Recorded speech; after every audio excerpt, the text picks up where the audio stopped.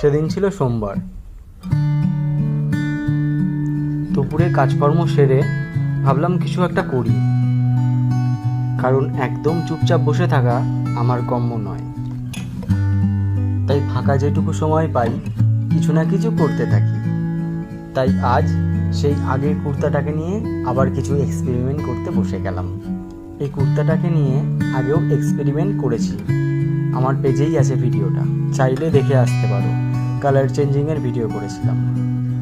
আজ কুর্তাটাকে একটু অন্যরকম বানাবো, আগের মতো নয়।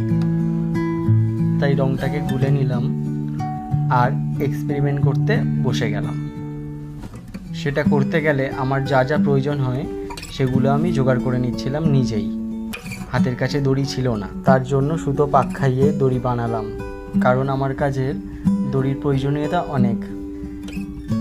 কুর্তাটাকে ভাঁজ করে নিয়ে মাঝ বরাবর দড়ি দিয়ে বেঁধে নিলাম, আর অর্ধেক অংশটা রঙে ডুবিয়ে দিলাম।